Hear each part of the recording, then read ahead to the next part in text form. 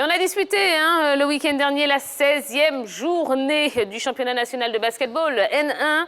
Retour sur ce qui s'est passé. Dans l'arène du Palais des Sports de Trècheville, l'ABCRN, on vous fait le point de la 16e journée. Chez les dames, les filles de Trècheville ont battu la SOA 74-39. Un joli coup qui leur permet de prendre 2 points sur leur bourreau du jour et de prendre une petite avance dans la course au titre.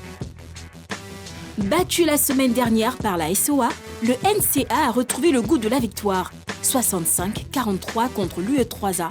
Le National Centre reste 3e du championnat, toujours à égalité avec le CSAT, vainqueur 69-50 du FBA, leur poursuivant direct. De son côté, le GSPM s'est éloigné de la zone rouge grâce à une victoire 60-25 contre Voltaire, dernière de la classe. Les filles du groupement des sapeurs-pompiers, 6e, ont 2 points d'avance sur l'UE3A. Comme les hommes, l'ABC a enchaîné une 15e victoire cette saison face à la JCA, 64-52 score final. Le co-leader espérait un faux pas de son rival, la SOA, pour prendre seule la tête du championnat. Mais les militaires ont suivi le rythme en s'imposant 69-43 contre le CSAT. Les deux équipes sont toujours au coude à coude. Vainqueurs de l'Africa 66-61, les Warriors ont profité de la défaite de l'ASA 61-48 devant l'IVSTP pour remonter à la 4e place au classement. Le COE a également réalisé une bonne opération puisqu'il est sorti de son duel contre Descartes 47-61. Grâce à ce succès, les hommes de San Pedro sont désormais 10e à 3 points du 8e, la JCA. Et oui, le championnat de basketball ivoirien bat son plein. Il se passe plein de choses sur les parquets. On va voir tous les résultats chez les dames d'abord, pour commencer en compagnie d'Angelès Kofi. Bonsoir d'Angelès. Bonsoir la team, bonsoir Tia. Bonsoir d'Angelès. Vous allez bien d'Angelès? Oui, ça va très bien, chez vous Tia. Oh, ben écoutez, c'est magnifique. Super, le jaune, j'adore le jaune. Merci. Super. Allez, Tia, on va commencer chez les dames. On va regarder tout ça sur notre écran 3 fois. Magic! Ça nous a beaucoup manqué. Allez, le NCA a battu l'UE3A 65-43. Les Soja de la SOA ont été battus par les Fighters de l'ABC 39-74. CSA de Trècheville, FBA, victoire du CSA de Trècheville 69-26. Le GSPM a battu Voltaire 60-26. Tia. Bon, allez, réaction par rapport à ces résultats chez les dames. Moi, je vais commencer avec le match CSAT face au FBA. Quand même un match dans le premier quart-temps qui était un peu serré. D'abord, cette équipe du CSA l'emporte au final 69-50. Mais au premier quart-temps, c'est l'équipe de FBA qui va s'imposer avec sur un score de 18-8, soit 10 points d'écart entre ces deux équipes. Et après, cette équipe-là a perdu de sa superbe, a perdu de son adresse, puisque derrière va perdre les 3 quart-temps suivants, notamment le deuxième quart-temps, 21-10. Ensuite, le troisième quart-temps, elles n'ont pas pu exister une fois de plus, 19-20. Et puis, au dernier quart-temps, déjà, la messe était dite avec ce score de 21-12. Donc, au final, c'est une équipe qui avait très bien commencé le match en s'imposant au premier quart-temps, mais derrière, elle a perdu peut-être ce qui lui a permis de pouvoir s'imposer lors du premier quart-temps. Ouais, et la bonne nouvelle pour les filles de la GSPM qui remontent, qui quittent la zone rouge avec cette victoire-là, 60-26.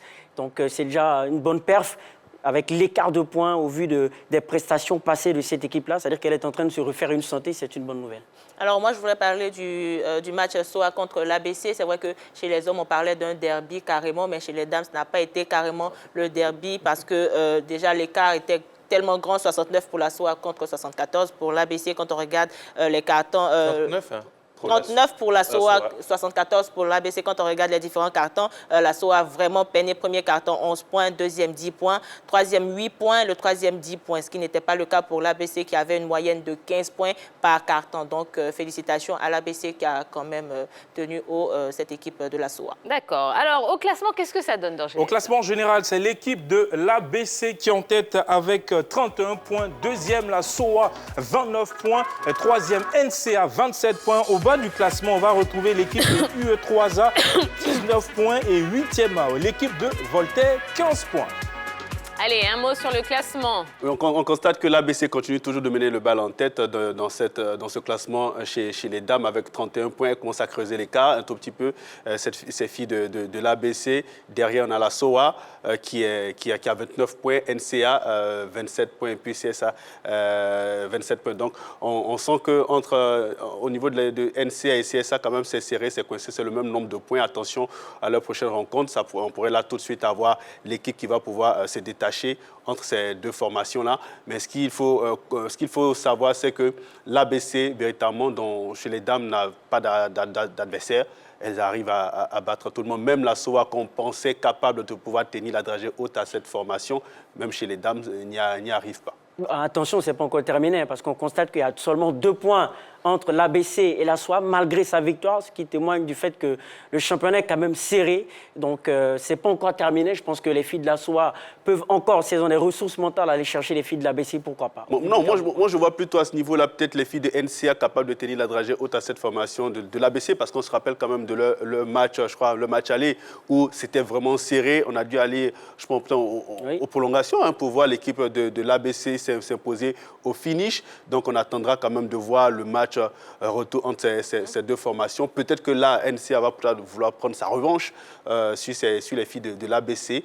Mais c'est un championnat qui est vraiment très intéressant à suivre. Actuellement, pour l'instant, dans ce classement, moi, je ne pense pas qu'il y ait de danger en ce qui concerne les 4 premières équipes au niveau de ce classement, puisqu'il faut se battre pour l'instant pour avoir la place qualificative pour les playoffs. Et ensuite, ça se jouera à ce niveau-là. Est-ce que l'ABC, parce que si ça reste en l'état, l'ABC rencontrera l'équipe du CSAT lors des playoffs, la SOA sera face au NCA. C'est en ce moment-là que les choses vont se décider. On verra laquelle des équipes va réussir à se qualifier pour les demi-finales et aussi pour la finale, pour jouer le titre de champion de Côte d'Ivoire.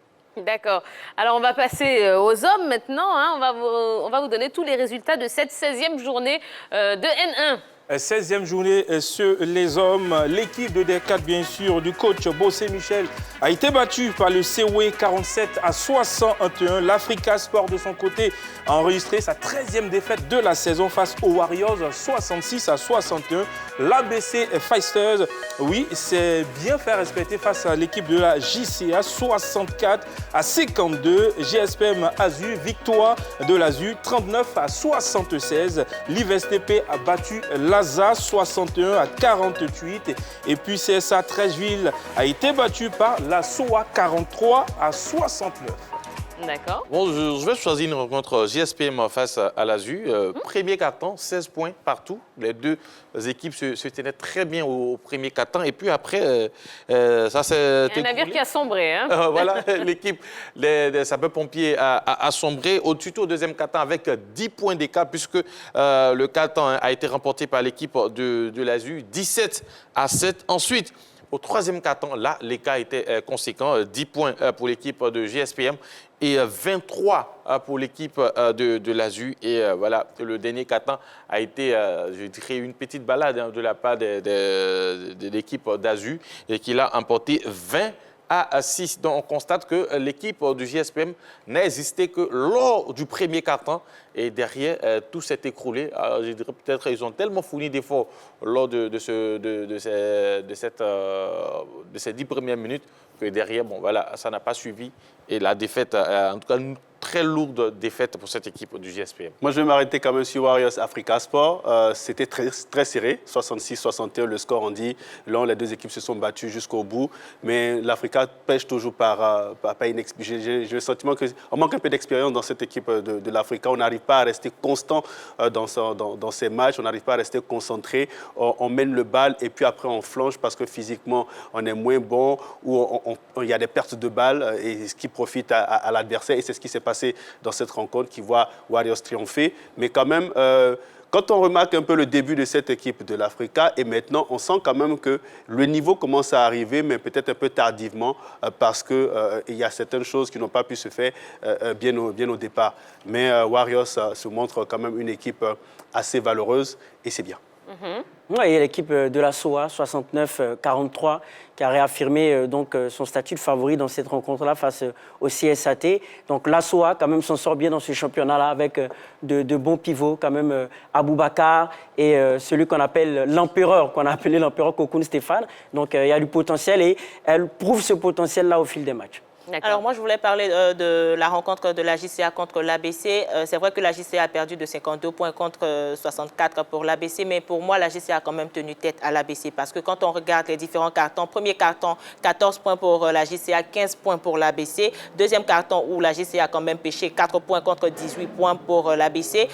Troisième carton, 17 points contre 16 pour l'ABC. Et le quatrième carton, 17 points contre 15 pour l'ABC. C'est vrai qu'on ne pensait pas que cette équipe de la JCA pouvait tenir tête à cette équipe de l'ABC qu'on a vu jouer face à la SOA. Mais là, quand on regarde carrément les statistiques, la JCA a perdu, mais quand même les armes à la main. Mais c'est un petit peu pareil, hein. J'ai envie de dire, lors du match aller entre la JCA et l'ABC, la JCA s'était transcendée également. Hein. Il n'y avait pas eu vraiment... Parce qu'on a l'habitude de voir comment on appelle ça, l'ABC faire des scores extraordinaires, des scores très larges.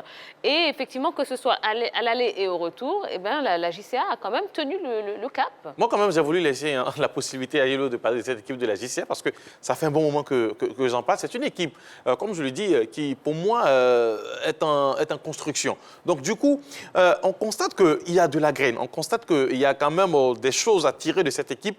Seulement, maintenant, il faut être concentré parce que quand on regarde souvent les écarts, ce n'est pas aussi grand, ce n'est pas aussi énorme, mais c'est une équipe qui, peut-être, par manque d'expérience, perd souvent ces différents matchs. Mais moi, je pense qu'au niveau sur la continuité... Expérience, oui. Excusez-moi de vous interrompre, Henri Jo, mais c'est vrai qu'effectivement, c'est une équipe qu'on suit beaucoup depuis le début de la saison.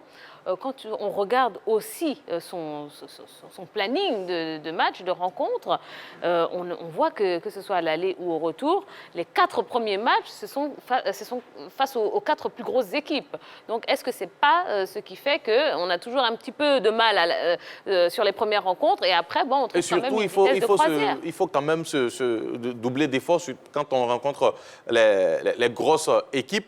Parce que quand vous jouez l'ABC, quand même, c'est l'ABC. Il faut chercher à aller contre cette équipe de l'ABC, à aller avec assez d'énergie. Et quand on sort de ces matchs-là, souvent, on laisse quand même on laisse de l'énergie, on laisse de la force dans cette bataille. Mais moi, je pense que sur la continuité, ça peut venir, mais dangereusement, au niveau du classement, ça va se serrer derrière. Bon, et puis, il y a aussi le fait qu'il y a eu 2 nouvelles recrues du côté de la JCA, 2 Congolais qui sont arrivés. Est-ce que vous pensez que ça a eu peut-être un impact, que ce soit physique ou psychologique, sur cette équipe? Ça pourra forcément avoir un impact. C'est 2 joueurs quand même de qualité qui vont forcément apporter leur expérience, leur savoir-faire dans cette équipe de la JCA. Maintenant, quand on regarde un peu le calendrier, il n'est vraiment pas favorable.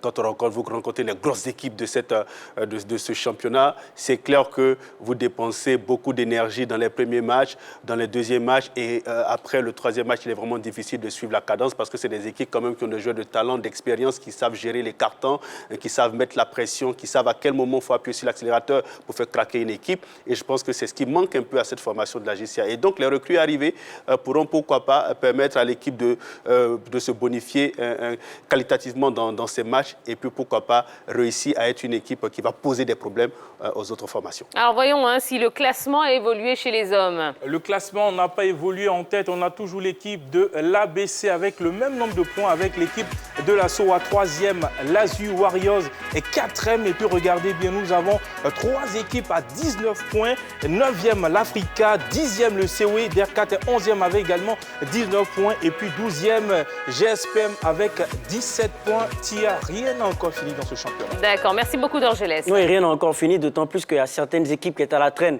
en début de championnat, mais qu'on s'y refaire leur retard. C'est ce qui explique à mon sens le fait que les écarts se soient resserrés entre les teneurs du classement et les équipes a priori faibles.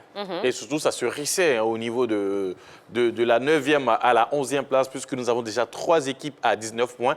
Et ces 3 équipes ne sont pas quand même loin de la 8e place occupée par la JCA, qui totalise à 22 points. Donc, il va falloir à cette équipe de la JCA se maintenir, être forte jusqu'à la fin de cette première phase-là pour pouvoir accrocher cette place qualificative pour les playoffs. D'accord. Et bien voilà, hein, je pense qu'on a fait le point complet de cette 16e journée de N1 du basketball, évidemment. Allez, on va marquer la première pause de la soirée. Merci à oui.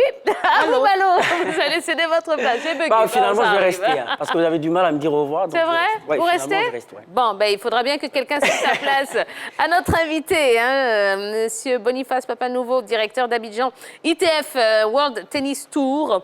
On va parler tennis, évidemment. Hein. Et puis, on aura une petite déconnade, oui, avec notre Jojo. Et je vous rappelle la question LGT de ce soir qui concerne les JO. Les athlètes ivoiriens peuvent-ils faire mieux qu'à Rio? Eh bien, vous pouvez profiter, pourquoi pas, hein, de ces quelques minutes de publicité pour aller sur la page Facebook de la 3 pour nous laisser un petit message. Dites-nous ce que vous en pensez. Oui, parce que votre avis compte dans cette émission. À tout de suite.